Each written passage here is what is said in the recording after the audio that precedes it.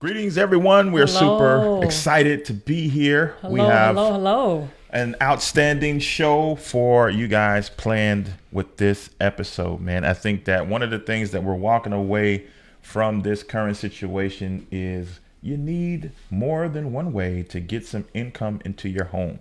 And for a lot of people, that's going to come in the form of starting their own business. For some people, they already are in business, but maybe they aren't handling their finances to the maximum, meaning that they may be missing out on some ways by which they can save some money due to the fact that they are actually entrepreneurs and in business. So we're going to tackle both sides of the coin today: the importance of entrepreneurship and how to save some money because you are an entrepreneur. Make sure that you get your questions ready because we are going to be pulling some of the questions from the power players to ask our expert on tonight.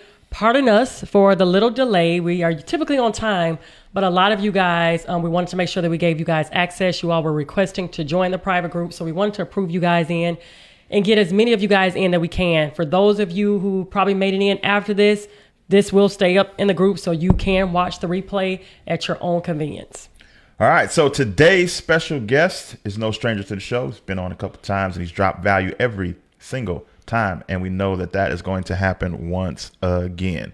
So today we're going to be talking with Carter Cofield. He is a certified financial planner and CPA, man. He's got a well-rounded resume when it comes to this money stuff, when it comes to this entrepreneurship stuff.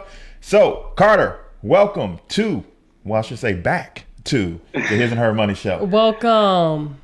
Thank you so much for having me back. You all show is amazing. And anytime I can come back and add value on top of the tremendous value that you all already add on a daily basis, it's always my honor. So, Yes. Awesome. Well, we're glad to have you back. Last time you came, you just went straight into the advice, right? So we want to give opportunity for people to know you, how you got to where you are today. You're not just here by happenstance or accident, but there was a path and a journey that you went on your entrepreneurial journey as well. So break it down for us. Some people are being introduced to you for the very first time. They didn't see your last appearance. So introduce yourself to them. Let them know what you're all about. And how did you get started as an entrepreneur yourself?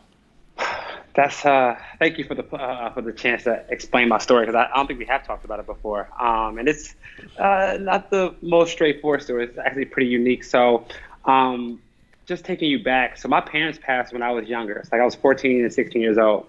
And so what that did for me is was not, I didn't like risk, because I already had enough risk in my life. I wanted a straight, narrow path to a career. So like around '08, it was the recession and I was in high school, and I looked up what's the job with the lowest unemployment rate. And it was CPA. So like, that's what I'm doing. Like, I need a job. I don't have a backup plan. So I did the whole straight, narrow, arrow career path. Went to college, got my undergraduate degree in accounting, master's degree in accounting, went to work at Big Four, like planned on working there 30 years and then retiring, like the safe bet. And then one day, I'll never forget the day that my life like mentally changed forever. I was living with my cousin, and I was getting dressed for work, and he came into my room and said, "Hey, cuz, what's today?" And I'm like, "What?" He was like, "What day of the week is it?" I'm like, "It's Wednesday." He's like, "Oh, my bad. I thought it was Saturday." I'm like, how don't you know what day of the week it is? And his response was, because I love what I do every day, so the days of the week don't really matter to me. And that really floored me, because he was an entrepreneur since birth, tattoo artist, music artist, whatever. And so that really shifted my mind for the first time. Like, maybe there is something bigger than just going to work Monday through Friday and looking forward to the weekend. And from that point on, I ended up leaving my job a few months after that and started my own business. And here we are. Wow. Now, that's incredible for a few reasons, because on one hand, you did what we're told to do. We're told that school is the answer to a promising future. So you had these circumstances that most people wouldn't have been able to bounce back from. You lost both parents as a teenager, and you still had the resiliency to push forward in life and go down a path, a quote unquote right path, to get to the quote unquote American dream. You went to school, undergrad, master's in accounting, and started working for one of the big CPA firms, which isn't easy. Just because you have accounting degrees doesn't mean you're going to get into one of these companies to work. So you did all the right things and still didn't end up in the right destination for you. For some people listening right now, they're wondering, am I in the right destination for me? I did all the right things. I went to school just like I was told. I got the great career just like I was told to pursue, but I'm not sure if I'm at the right destination for me. So when you had that conversation with your cousin, it's one thing to hear that. It's another thing to say that I need to do something different. That's not the case for everybody. Everybody isn't called to entrepreneurship in a full-time way. Some are part-time, some got hustles. But for you, you felt a call to do this thing flat out. You said you quit not too long after that. How did you process that conversation from your cousin to apply it to your life in the way that, nope, I need to be a full-time entrepreneur? Great question. So I'm big on environment, right? And I believe you can't be what you can't see. And so, seeing him do it every day gave me the biggest thought, which is knowing that it's possible, right? If you don't think that it's possible, nothing's going to work. So after that conversation, and I knew that it was possible, I started reaching out to my friends that were entrepreneurs, reaching out to some mentors I knew, and just picking everybody's brain on this whole entrepreneurship thing. And, within a few months, I think I could quit 3 months after that conversation. I had, I was already a good saver. So I had like a year's worth of expenses put to the side. And I just started building a business plan. And then once that business plan was done, I quit my job because I feel like, at least me, I know I perform best when my back's against the wall, not when I'm dabbling in something. And I think when it comes to entrepreneurship, whether that's starting a side biz and then growing it to where you can quit or just quitting flat out, I don't think there's a right or wrong answer. I just think you have to know yourself. And for me, I'm a person that performs the best when my back is against the wall and I'm fully committed to something. So I feel like I owe myself that right to try it at least one time. And it ended up being one of the best decisions of my life to this point. Something that you said that I thought was pretty interesting. You said that entrepreneurship gives you more security than employment. Talk about that. Yeah, so that's contrary to popular belief, right? The most kickback I get from people my friends that are still working is like, how can you do this and give up the security of this job, right? Like I get a steady paycheck every 2 to 4 weeks. And for me, I always thought that entrepreneurship was more, gave me more freedom, especially income-wise, because you can set up multiple streams of income or have income coming from multiple clients. One client fires you, you still get more, your income is not driven to one person. And honestly, I think recent activities, with COVID, with quarantine, with people losing their jobs, I think like unemployment was 15 million people got unemployed just last month. Unemployment rate is close to 15%. I think that now people are starting to see that the security of job security that we were promised isn't as secure as we once thought. So for me, I always thought entrepreneurship gave me control of my income in my life. What you said is accurate. That is absolutely positively contrary to popular belief, right? We are told that the security is in the 9 to 5. That you believe that at one point in your life. That's why you said, let me Google the career that has the lowest unemployment because I want the safe route. And now you're here trying to convince us that the safe route actually is not the safe route. That there's more safety in what they told us is the unsafe route, AKA entrepreneurship. Are you sure? Are you sure? I am positive. I mean, look at you all. You all are a spitting image of that, right? You all have so much going on, not to dive too deep in income sources, but you have podcasts, courses, membership platforms, get paid to speak, right? Like you are doing all these amazing things. And if one piece, like getting paid to speak, gets cut off, you still have all these other resources that you can use to provide food for yourself, your family, and for the future. So I think that, once you take control of your life and your income, it gives you the freedom financially to do more things, and the freedom, non-financially, like, being at home with your kids a lot more. For me, seeing my family members a lot more. I was working 8 a.m. to 1 a.m. in Big Four, like I didn't see my family that much. And, traveling, I didn't travel before. Now I take 2 1-month trips a year to a different country because I have the freedom to move around in so many different aspects of life. Okay, so now let's give them the whole picture, okay? Because I'm sure that you didn't just take that leap 3 months after you had this conversation. I don't think that this script was written, Tyler Perry didn't give you the perfect path from there to here. So people that are on the fence, because a lot of people are on the fence, especially because of everything that's going on in the world about doing their own thing. Talk about some of the things that didn't go perfectly according to plan when you decided that you were going to strike out on your own, and what did you do to not give up? Because it's easy to default and say, if this entrepreneurship stuff is not for me, I got all these degrees, I got all these certifications, I can go get another quote unquote safe accounting job at one of these firms. How come you didn't go back when you ran up against these obstacles, and how did you stay the course despite any setbacks that you had to overcome? Absolutely. And before I even talk about setbacks, I want to talk about setting yourself up to win before the setbacks come, right? Before I quit, I saved up like literally 12 to 13 months of expenses. And so I knew if I didn't make $1 in my business for 13 months, then I had to go back to work. So that took a lot of pressure off my back and set the platform to win. But it was so much tougher than I thought. First and foremost, I didn't make my first $1 for like 3 months into my business, right? So I went like 3 literal months of zero income.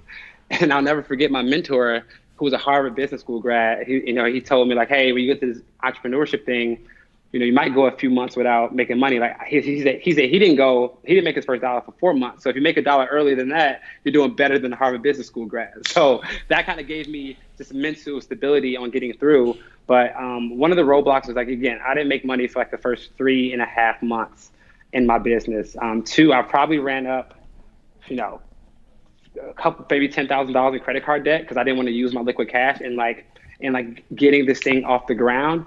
And it was tough. A lot of long nights, a lot of anxiety, a lot of imposter syndrome.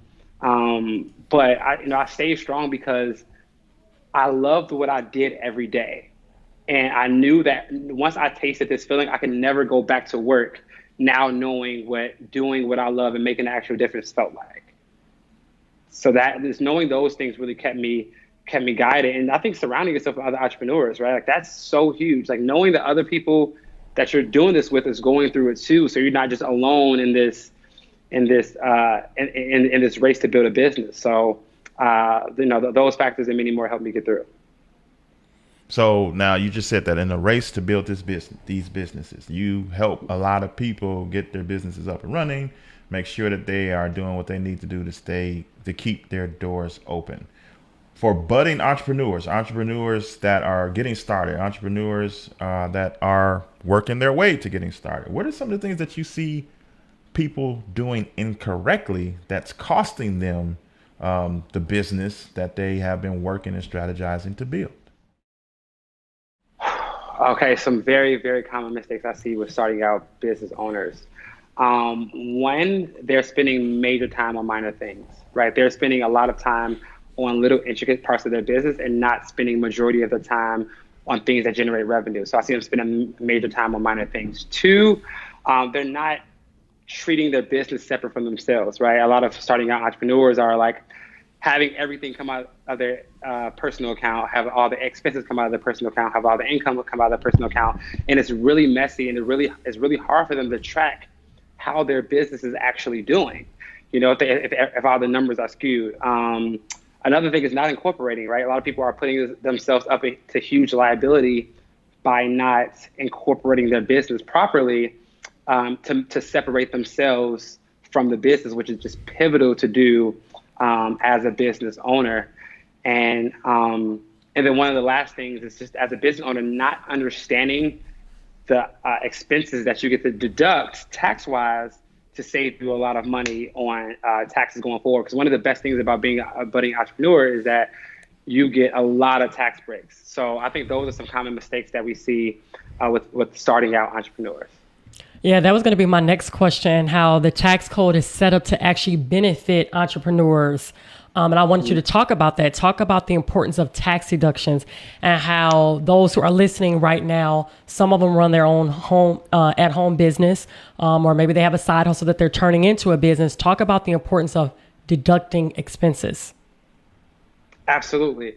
So I just want to shift people's mindset to understand like why this is a thing. So the tax code is all it is an incentive system for entrepreneurs and business owners. If you do what the tax code tells you to do, they'll benefit you. So when you're an entrepreneur or a business owner, you're stimulating the economy by starting a business and potentially giving new jobs out. So since you're doing that, the tax code is going to give you a lot of breaks since you're helping the economy. And one of those things they allow you to do is to deduct a lot of expenses that you're already incurring as business expenses. So one of the main things, the first thing I tell starting out entrepreneurs is that the day that you start your business and make your first dollar in your business, you can now deduct so many personal expenses that you're already incurring as a business expense. So for instance, if you're using your cell phone, right, and clients are calling you on your cell phone, you're now able to deduct your cell phone bill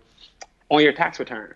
And you already have that bill beforehand. So now you're getting a free deduction for something that you already had. Same thing for car expenses, same thing for traveling. You have all these deductions. And the sad part is like 95% of business owners, this is a real statistics, they don't understand how much they can deduct, and therefore they're overpaying taxes by tens of thousands of dollars. Wow. So my question is, I don't know, this is an assumption. Maybe you can answer this. A lot of business owners, entrepreneurs, they hire accountants.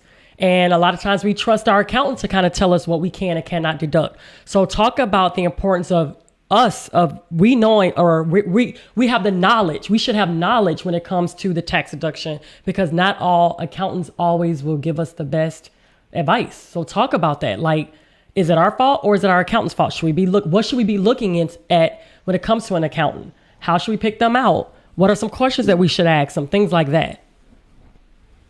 Great question, Todd. Great question. So let's just talk about the difference, right? There's a difference between a tax preparer and an actual CPA or accountant, right? A tax preparer is somebody that's going to do your taxes when it's tax time. Give you the bill, say, I'll see you next year. Now, we had one of those, and we were like, no, I think we got to hire somebody else, because we were doing a majority of the work up front, and they were just inputting the numbers and getting a check. It's like, wait a minute, what? So talk about that. That's a very good point. Exactly. And these are not accountants. They're just simply tax preparers. And it's not their fault, but that's all they want to do is prepare taxes. And the unfortunate thing is, by the time it's tax time, it's too late for us to do anything about the previous year, right? Everything needs to be done before 12/31 of that following year. So you need somebody working proactively. And that's where you find you a good CPA or accountant. And this person should be not only helping you, but they should be working proactively in your favor, assuming that you don't know anything, right? You want to have an accountant that's saying, hey guys, do you know about this? If you do, that's great. If you don't, then let's talk about it, right? You want somebody that's proactively working in your favor to help lower your tax liability. And I tell people all the time, it's really easy to get your accountant to work for free. If you have a good accountant or CPA, they're going to save you more money than they ever cost you. So you're really getting them to work for free. So you need to be looking out for those people that are working with you year round and that are proactive, sending you emails and not being reactive, but again, instead they're being proactive. Now, how do you find that person? And this is the basis of the question, because as Ty said, we once had somebody who was more of a tax preparer than a CPA. So we went into full interview mode, talking, getting a bunch of referrals from people, talking to, CPAs, doing consultations with them to see if they were a good fit. And some people sound good in interviews, but then when the rubber meets the road, and you start asking questions, what about this and what about that, then either the knowledge level isn't there, the customer service level isn't there. It just doesn't always work out. Give us some advice on what to look out for as entrepreneurs, especially new ones, right? Because you just shared an incredible stat that 95% of entrepreneurs are overpaying in taxes, meaning that they're not doing their deductions properly. So that means a lot of us are getting it wrong when it comes to finding the right CPA who can guide us into deducting things properly. Do you have any advice for finding a good fit for our CPA? Yeah, absolutely. One, find somebody that is excited about what they're doing, right? Because if it's just a person that's just doing their job, I don't think that that's good enough. I think you want somebody that, essentially kind of owns their own business because they're invested like you're invested, right? So I think that's like one of the top things I want you to look out for. But two, you want to find somebody that knows your industry, right? Accounting and tax deductions the deductions are industry specific. So if somebody works in construction, I say I'm an accountant that work with people in construction, they might not be the best fit for you because they don't understand your business, right? The better they understand your business, the better they understand your deductions, and they're able to say, hey, we only work with clients that have a social media space or that service-based entrepreneurs, right? So we know that you're probably going to have a home office because you don't have a physical office. We know that you're probably going to be traveling a lot and speaking. So are you writing off your airplane tickets, right? They need to be masters in your industry. And if they are, they know the deductions like the back of their hand. So they're able to give you things or help you with problems that they've seen thousands of times. So by the time you sit with them, they should be not only answering your questions, but giving you things to think about that you haven't even thought about yet. If that's happening in the initial meeting, if they're bringing up things that you haven't even mentioned, I think that you're on the right track. And lastly, I think the biggest reason that a lot of accountants, CPAs aren't doing this type of work outside of them just being kind of lazy is they haven't found a way to price for that service, right? If I'm not getting paid to answer your questions or work with you, then of course I'm not going to want to respond to your emails or be proactive. Which is why, our clients pay us on an annual retainer. I mean, they pay us an annual fee. So I'm incentivized to be looking out for things because you were paying me to work with you for a year. So I want to ensure that you're getting all the value that's paid for. Yeah. So tell us, how should we be documenting our expenses? So again, a lot of us that are watching, we have our power players in the room, and we're familiar with some of them and some of their businesses and things like that. How should they be tracking their deductions? What should they be tracking? So what are some of your favorite tax deductions that maybe we're not aware of? I mean, you mentioned the whole cell phone thing. I think that we definitely need to make sure that we're tracking that. What are some other things maybe around our home that we should also be taking into fact? Okay, so I'll break that up. I'll give you the ways to track, the best way to track your expenses, things around your home that you should be looking to deduct, and then I'll give you my favorite one so we can kind of keep it clean here. So starting out as a new entrepreneur business owner, you can simply record your expenses in Excel. Because I don't want people to get overwhelmed and think there's a lot to do. If you're starting out, you can start with an Excel file. All you need to do is have the date of purchase, what was purchased, and how much was it, and then have your statements at the end of the year. So if you have a few transactions, if you're just starting out, tracking in Excel is fine. Now, once you become an actual business owner, you need to let that method go and get QuickBooks. And I'm not sponsored by QuickBooks. I don't care if you get QuickBooks, FreshBooks, whatever. Get an accounting software that's going to track your expenses because it's going to make your life easy. All you do is link your card to the software. You swipe. The software gets the notification, and it helps categorize it as an expense for you. And I recommend having another bookkeeper go and review your expenses if you don't do that yourself because it's going to be painstakingly numb to go every month and review those expenses. So that's the best way to track. Start with Excel. Once you get to that point, get QuickBooks. It's like $15 to $20 a month. It's going to save your life. Two, some common household expenses that you should be looking to deduct. There are a few. So one is your home office, right? You get to deduct your home office and everything in the room that you spent to run your business. So you definitely want to be looking at home office deductions. Number two is any other items that you use in your house that are used for business. So we talked about kind of how cell phones are. Let me think. What's something else that I use? So I have this lamp that helps me record videos. So I'm writing that off as well. I'm writing off any expense around the house that I use to run my business. Those are expenses that I'm looking to deduct. The microphones that you have, right? Those are tax deductible as well. So anything in your house that's ordinary and necessary for you to run your business, you get to deduct. That makes sense? Yeah. 100%. Okay, cool. So now my favorite deductions are, I have two. Is that okay? Yeah, give it to us. We want to know. Yeah. So the first one is a way to turn all of your personal vacations into business deductions. And it's really simple to do this. So if you and your family are taking a trip, or you and your spouse are taking a trip and y'all work in the same business, if y'all going somewhere for the weekend, as long as you can find business activity that Friday and that Monday, you get to deduct all expenses over the weekend as well. So let's say instead of going there Saturday morning, you get there Friday evening, take a client out to lunch, or take a potential client out to lunch, do the same thing on Monday. Now the flight, the hotel, the lodging, the meals and entertainment, all that stuff is tax deductible just because you had business activity on Friday and business activity on Monday. It's called wrapping a weekend. I like.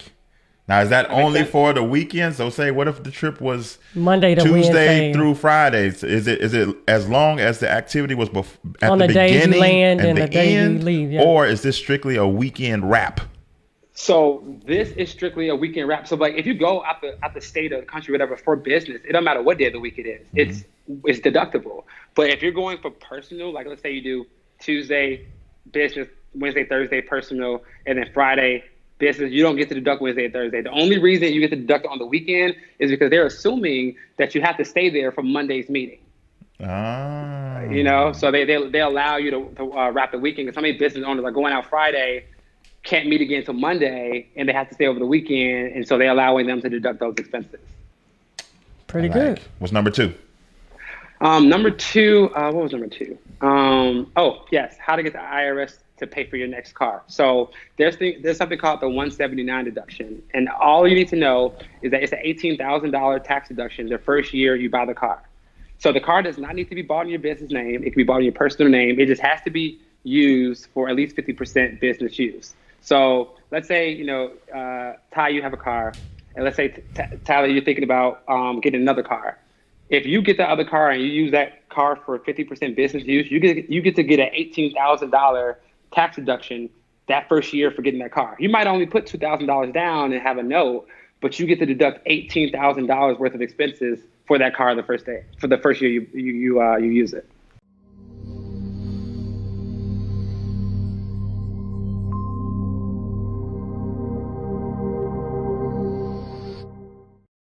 Imagine a life where your money isn't strangled by mortgage payments. Imagine what you could do when you don't have to send them money that you work so hard for. Come get simple, powerful, and real solutions to eliminating monthly mortgage payments forever. America's #1 money couple presents Crush My Mortgage. In this exclusive course, you will be equipped with strategies to help you move faster toward the promised land of owning your house free and clear. Learn strategies to help you in the areas of payment acceleration, extra income generation, and wealth creation, all to help you crush your mortgage. Visit crushmymortgage.com and get started today. Join us on the path to power, freedom, and legacy. That's crushmymortgage.com.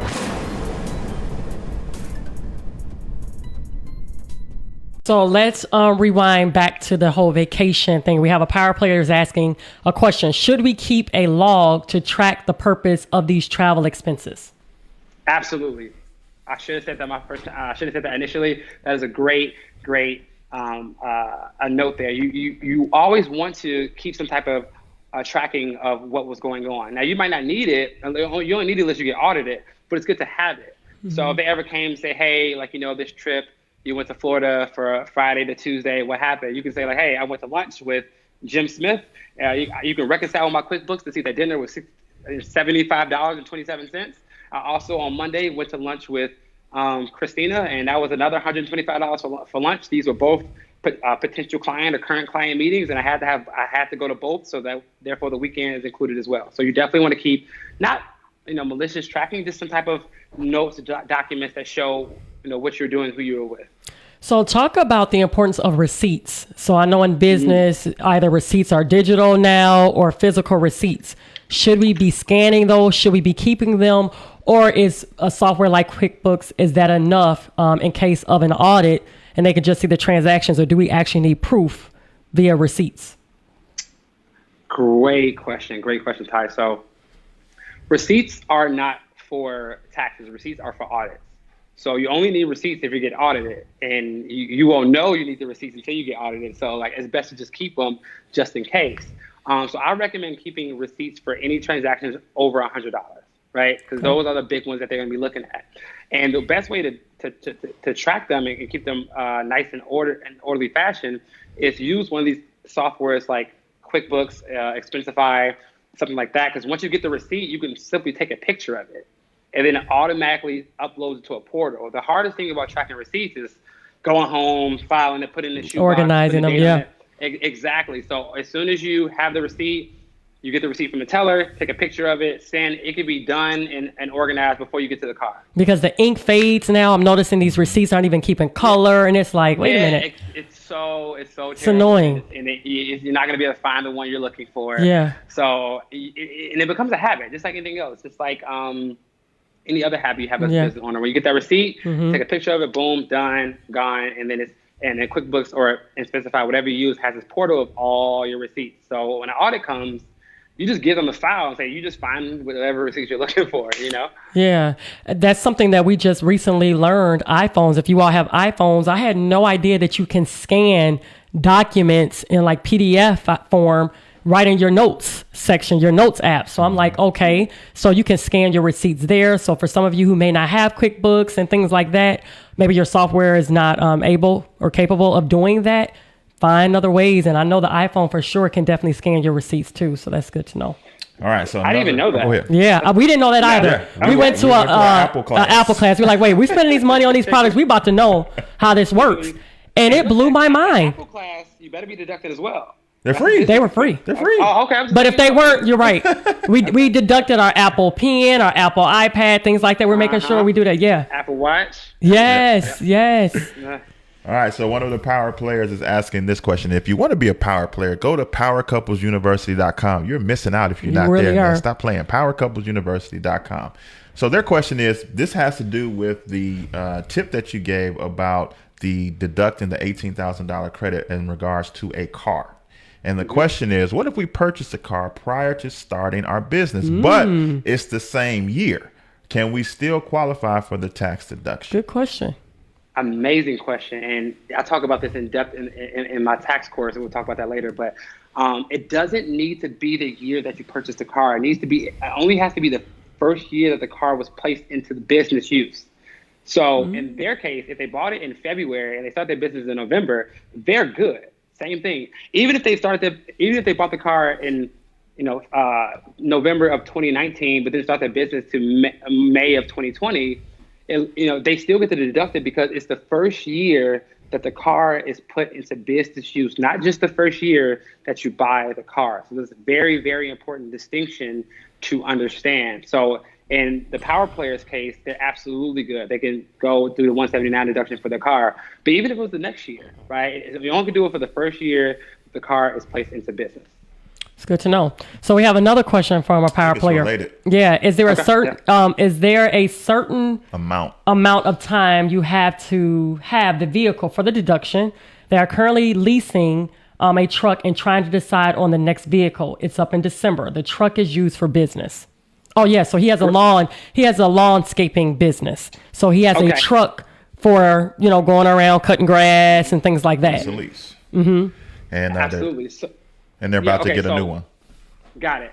One thing I want to make clear, and I should have made clear at the beginning, for a leasing vehicle, like financing and leasing is two different things, as you all know. Financing is when you put money down, you make payments in hopes to own it one day. If you're financing a car, you get to have the 179 deduction, right? If you're leasing a car, meaning you're having it for 12 months and planning to give it back, you can't take the 179 deduction, but you can deduct every single lease payment. So if your lease payment is $600 a month, you get to deduct $7,200 for lease payments that year, as well as insurance, as well as repairs, as well as all that stuff. So it still adds up. But if you're not planning to own the vehicle, they're not going to let you depreciate it, which all the 179 deduction is. It's a deduction for the depreciation of an asset that you're planning to own. So if you're not planning to own it, they don't allow you to have that deduction. Okay. Oh, I got so many things going on in my head right now. Like I feel like this is a personal session, but I'm going to ask this because Talent and we are not big on leasing vehicles whatsoever. We tell people they need to buy it in cash. We bought everything in cash. However, what you're teaching us is that the deduction, if they were to finance it or buy it, is 18,000, right? 18,000 plus. That's just the 179 deduction. They can also deduct the insurance, the All that repairs, stuff. all that stuff. So Okay. The 18,000 is just one piece. Just of the one piece. deduction. But if it's a lease, and they deduct, can they deduct for, let's say they have the lease for 3 years? Are they able to take the lease payment, which will eventually exceed that 18,000? Or is it just 1 year every single again? year. Every single year. So you guys, we may be, I don't know. Let's do a little work on that one. Carter about to get us a lease. Wait a minute. Well, I'm thinking in the case of like at Quantum, they have a that's lawn. true. So it makes sense business, for somebody like who's like, because you said we Contractors only and- need to have been using it for 50% business stuff, but somebody with a business like that is like using it for 100% business. So it might make sense to keep a fresh vehicle through the lease because of the deduction that you get for the lease. And it's not too much. This is an amazing conversation, and asking your accountant to do this calculation for you should be a part of their job. Yeah. Like, hey, thinking of getting a lease. Here's the price of the vehicle. Here's the interest rate. I'm thinking of owning the same vehicle. Here's the interest rate. Can you run a tax saving analysis to let me know which purchase to make? Yeah. Like that should be a part of their job description if they're saying that I'm your year-round CPA. Yeah.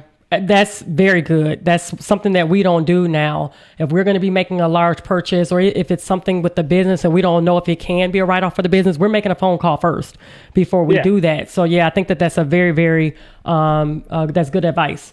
So let me ask you this question. And we got one more question from another power player. Talk about the definition when it comes to deduction, because it just doesn't mean money back in your pocket, right? It doesn't mean if I have $100 deduction, that equals $100 back in my pocket. Equivalent to that, yeah. Help us to have a sound understanding of what it means to get X amount of dollars in a deduction. What does that really mean for us as a business owner? Okay, so it basically means 40% of every dollar you save is every deduction is going to be your actual dollar for dollar savings. And the way that it's calculated is it all depends on your tax rate. As a business owner, between self-employment, state, and federal taxes, we're probably paying around 45% in taxes, on all the income that we make. So if it's a dollar deduction, you're getting a 45-cent direct lowering of your tax bill, right? So if it's an $18,000 deduction, take that times 0.4 or 0.45, depending on how much money you make. Obviously, the more money you make, the more tax you're going to pay. Take that times your tax rate. That's how much you're actually saving, if that makes sense. So sometimes, and I get business owners that get really greedy. They get caught up in buying things that they don't need. I was going to say get a that. tax deduction, and you're spending $1 to save 45 To cents. say right, exactly. It's like, what are you doing? So you don't want to get excessive with it. You want to buy things that you actually need, Makes or that sense, you're going to need in the future to grow your business. Because you're not saving anything. You're losing 50 or 60 cents because you're not saving the actual dollar. So that's a great point. Yeah, I'm happy that you said that, because I've had people, friends, family that would say that, oh my gosh, I got to just go buy because I get to go ahead and save the money anyway. Well, it doesn't make sense. If you need it for your business, buy it. So one particular year, oh gosh, I think it was maybe November. No, it was December. We knew that we had to buy new computers anyway. So we were like, let's just buy it before the end of the year, because we're going to buy it anyway at the top of the year. So in that case, it made sense. But we would not have went out and just go buy it just because we're like, oh, we need a deduction. So that's where talking with your accountant is really good as well, too. Exactly. And thinking before you purchase. Yeah. Amazing. I couldn't have said that better myself. That's such a perfect way to put it. And here's something else that you stumbled upon.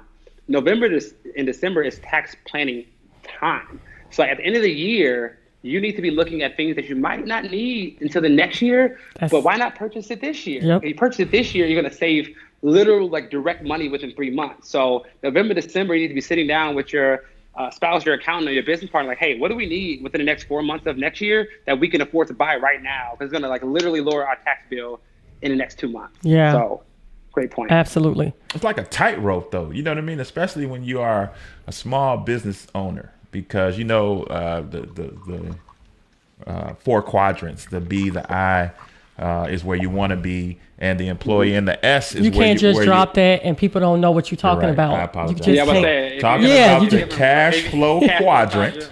Robert Kiyosaki. Google the cash flow quadrant. It's 4 boxes. On the left side, you have the E, which stands for employee. At the bottom left, you have S, which stands for specialist or small business owner. On the right side, you have the top, you got the B, which is business owner. At the bottom on the right, you got I, which is investor. And the goal is to get to the right side of the quadrant because that's where the wealth is built. A lot of us that are entrepreneurs are on the left lower because we are small business owners. The difference is between an S and a B is like 500 employees or more or something like that. So, but the problem with being a small business owner, according to this cash flow quadrant, is that not employees, but small business owners pay the most in taxes because, as you alluded to earlier, you pay taxes as a business owner and then you pay taxes as an employee of the business. And so you're always walking that tightrope between going after a deduction or sending too much off in taxes. What's your advice? You started alluding to it right there at the end. You know, you said, be smart, wait till November, December, strategize. But like, you don't want to be that 95% that you gave us earlier. That's overpaying in taxes, but you also don't want to be unwise with buying stuff. Even if you might need it, you still want to use wisdom in pursuit of deductions and in pursuit of tax efficiency. Help us. How do we walk that tightrope? I mean, it's tough for a lot of business owners, especially if they don't have the support of accountant helping them walk through that. So one thing that we do with our clients in November, December, we run a tax projection. So we say, hey, this is how much you're going to owe if you have to pay taxes right now. This is how much we have saved in your tax account. We have our clients put money away into a tax savings account. We have a gap of this amount of money. So we can actually use this money to buy, to make purchases that you're going to need. And it's going to lower your tax liability again the next year. So what we do is we give them a tax projection before 12/31 so they can see. But for those people that don't have that, I recommend that they, first of all, should be setting money aside into a tax account, 20 to 30% in the tax account. And then if they have more liquidity in their business, like come December, they can use some of that money to make year-end purchases. You can use it like a business credit card. It doesn't have to be like liquid cash, right? And then that way, when you file in March or April, depending on what entity you are, you can file and like, hey, okay, I'm gonna pay this tax and I have this amount left. But I think that in December, if you have a decent amount of money in your tax account and you're saving well, you have money in your actual business account, that gives you the wherewithal to know like, hey, I have an extra $10,000 I don't need right now. What can I buy? Who can I pay? What contractor can I pay annually so I don't have to pay them monthly next month? You know, so a lot of things like that are good ways to think about it if that helps. Yeah, I think that's so important. Put money aside for your taxes. You can ask your must. Yeah, Absolute I'm serious. must, yeah. You can ask your tax accountant, but find out whatever that number is. And if they can't get that number, I like what you said, at least put 20 to 30% to the side. Is that 20 to 30% of every dollar made, or is that 20 to 30% of profit? Talk about that, the breakdown. How should we be saving the money?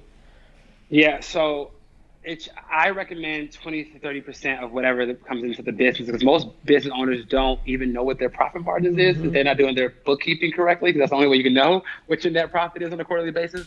Obviously, the clients we work with are different because we're doing that stuff for them. But I say 20 to 30% gross, because like worst kept, here's the two scenarios you're going to have. You didn't save enough. You say too much, you know? So like, it depends on what side of the equation you'd rather be on.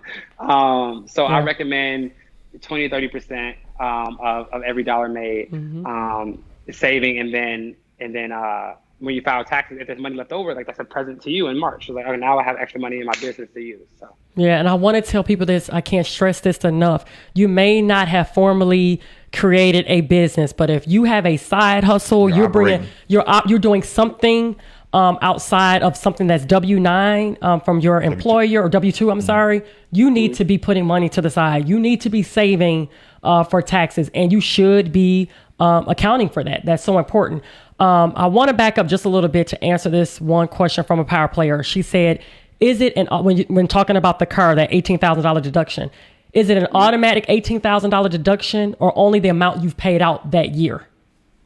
No, so you don't have to have paid for the car at all. Like you don't even have to have made a down payment at all. You're paying to own the car, and that begins the process of depreciation, which is, again, is all the 179 deduction is. It's the IRS saying like, hey, this car is going to be worth less in value over time, so we're going to give you a deduction credit for that. And it just so happens that the limit for cars under 6,000 pounds is $18,000. Cars over 6,000, you do way more. So to answer her question, you don't have to have substantial money into the vehicle to get that deduction. Okay. Yeah. Now, fortunately for the world, we don't have to figure all this out on our own because you took the time, because people kept asking you, beating up your DMs in your inbox with the same questions about, hey, can I deduct this? Can I deduct that? And before you talk about the course, I want you to talk about a conversation you had, because conversations seem to be propelling things for you. And I don't know if it was your cousin again or if it was a friend, but you had a conversation and you asked them, or they said something to the fact like, I'm trying to make sure that my whole life is a write-off. And that changed something for you. So I want you to talk about that story. That's so powerful, And then I want you to tell us about your course. The course for everybody that's listening can be found at hisandhermoney.com/deduct. And if you're watching this, you'll see it on the screen. But I want you to talk about that story and how you're helping people to get to what you were told. Yeah, I forgot about that story. Yeah, so my colleague Jeff Badu, he owns Badu Tax Services, his firm, and he specializes with helping real estate investors save a lot of money. And we were talking in the early stages, like, because he had started his business maybe a year and a half before me, and we're talking. And I was like, "What, man? What's one of your goals this year?" He said, I want to make every dollar I spend this year tax deductible. Like every dollar I spend, I want to make it to be. I want to turn it into a write-off. And this is before I had all the knowledge. I'm like, what do you mean? And he's got to listen off things like how to spend this, how to spend that, how to spend this to make it a tax write-off. And he literally, before he spent the dollar, everywhere we went, he asked himself the question of, can I make this a deduction? And if so, how can I make it a deduction? And so like it became contagious. So every time I spend money now, it's like, can I make a deduction? No, I don't want it. Can I make that a deduction? I probably don't want it. Like he wants to make his whole life tax deductible, and it becomes fun, right? It becomes fun because you're playing the game of taxes. It's a game. If you know the rules, you can really, really do some creative strategy. So again, he studied the tax code for years. He's a CPA. I studied the tax code for years. I'm a CPA. Business owners start businesses to do what they love, not to do this type of tax understanding work. So honestly, it was due to quarantine. I had so many people asking me these questions, and I had time to sit down and make this course, just dumping all the knowledge I had into this course called Deduct Everything, Your Blueprint to Tax-Free Living. And the goal of this course is to teach everybody all the strategies I learned on how to make my life basically tax-free. So this course gives you everything we talked about and so much more. And I wanted to know, because everybody can afford me, right? Like, everybody can afford me to be there as their accountant all the time. But I know everybody can afford this course. So they can have that CPA in their back pocket, and they can always replay it, always go back, rewind it, save notes, make notes, and they're going to have that kind of personal CPA in their pocket, if that makes sense. Yeah, that's so important. And he's not lying. It's ridiculously affordable. Yeah. Hisandhermoney.com/deduct. I'm going to leave it there. I'm like, you got their price kind of low, brother. That's so important about knowing this information yourself. So to be able to have you dump all this information behind the scenes, and we don't necessarily have to be a client of yours, I think is a really, really good thing. It's huge because we've had to take some things to our accountant and say, hey, what about this? What about that? And it was like, oh, yeah, well, let me look into it. I took your course. I was like, dang, I didn't know that. And I be reading. Talk about you deducted your Apple Watch or something like that. That's what he was like. He was like, I think I want to go look for Apple Watch. I'm like, hold up now. Yeah. So it's actually a court case that really recently just approved Apple Watches to be tax deductible. But that was the point. I want to make it affordable because, when people reach out to me, asking me these questions, I can just say, here's the course. If you look at $97 or $197, which is the actual price, but I have it 50% off for a promotional period of time. I think I'm going to change that to $197 back on July 1st. But regardless, if you don't have, as a business owner, you get to deduct the money you pay for the course. You get to literally write off the $197. That's true. And that's what we do. Pay for the course to learn how to deduct everything else, right? So it's like it's a compounding effect, and I'm happy when somebody DMs me or reaches out to me and say like, dude, like you saved me X amount of dollars this year, and I didn't have to move a finger, right? So it's like it's a win-win for me as well. So it's been one of the best things I've created this year, and I'm super excited about it. Yep, education and training is definitely deduction. That's one thing that we do. We always pour back into ourselves every single year. We spend money in areas to learn more about how to grow business, how to stay in business, how to save on taxes. So go to hisandhermoney.com/deduct. That's DEDUCT Now we're going to ask you one more question from one of the power players. This person wants to know, at what point should a small business owner, an LLC, I'm assuming that's what she is, consider paying themselves as an employee versus taking draws out of the business? Who is this person that asked this question? She's one of our power players. Okay, no, this is probably the best question that somebody has asked, because this strategy is how I save clients like literally $20,000 to $30,000 a day we start working together. Wow. So what she's asking about is, when should she go from being an LLC to being an LLC taxed as an S-corp and start to pay herself a salary instead of taking all owner's draw? Yeah. Now, I won't get into the semantics of how to do it and what it does, but I will say this. When your business starts making more than $40,000 net income, meaning income after expenses, you need to immediately convert from an LLC to S corporation and start paying yourself a salary instead of taking owner's draw. Now, literally, this strategy saves people anywhere from $3,000 all the way to $30,000 or $40,000, depending on how much money they make. Because the more money they make, the more they save. Because there's something called self-employment tax. That's another 15.3% that we pay on our income. So S corp helps you lower that substantially. So what she's asking is when, and the answer is when you're making more than $40,000 in net income. Can I just say this? We have not shared this, but we're going to share it to our power players up in here. So we may delete this by the time this goes out in a few months. We learned the hard way. So we always knew from jump that we wanted to kind of protect ourselves, right? And so we went into being an LLC, but we were not an S-corp LLC at the time. And so I knew all of that stuff. I knew that, okay, once you hit that $40,000 mark, you better go see somebody or do it yourself and become an S-corp.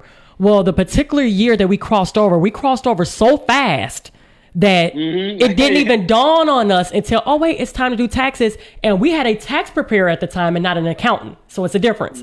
Where we had an accountant, they would have told us, hey, Tanya Talent, before December 31st, and then too, I think that there's something that you can do where you can file for the S-corp as long as you file, I forgot, like by March 15th or something.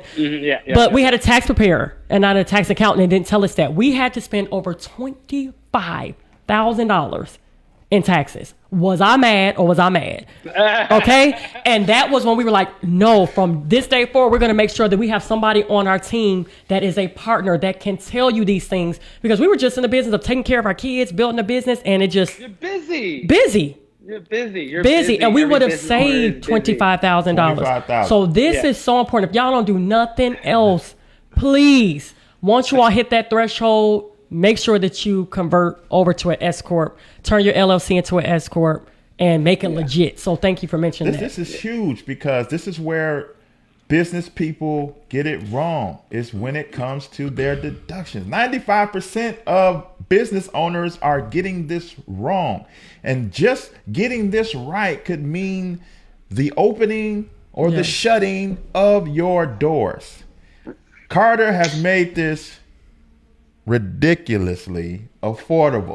Hisandhermoney.com. So is it 50% off now? So like our power players can take advantage? It's normally $197. So I dropped it to about 50% off like the first couple weeks of the launch. It's going to go back up to the $197 after July 1st, okay, well, our power players can take advantage of this now because it's available. Even at $197 for everybody else, you will still good. Save way more. Listen, we have taken the course. Yeah. We're not speculating. He dropped jewels in there that will save you more than the $197 price tag. And plus the $197 price tag is deductible. Hisandhermoney.com/deduct. I don't know what else to say, but this is great. Is important. If you're a business owner, it's not just about having a great product or good marketing or you have charisma. Listen, you can't just make money. You got to keep money. Hello, it's not just about making money. You want to stay in business long term, you got to learn this game too. So, any closing remarks that you want to make sure that you get out? Let me see. Closing remarks.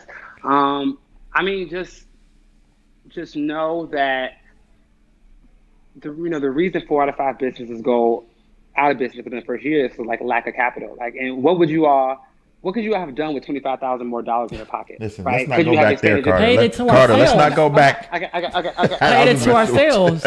Okay. But yeah, I mean, it's just it's one of those things that, man, if you can make money and save on taxes, like that's generating real wealth. Yep. And I'll leave you with a sentiment that I just realized a couple months ago when I was doing some numbers. I have a colleague that made the same amount of money that in his employee job as I made as a business owner, and he paid $65,000 more in taxes than I paid because of the way we made our money.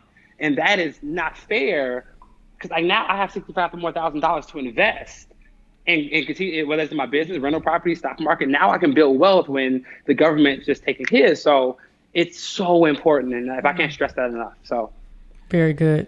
Very good. Yes, for all the power players, this will definitely stay within the group. We'll make sure that we tag it in the entrepreneurship tag. So just make sure that you go ahead and check it out, and you can definitely watch the replay.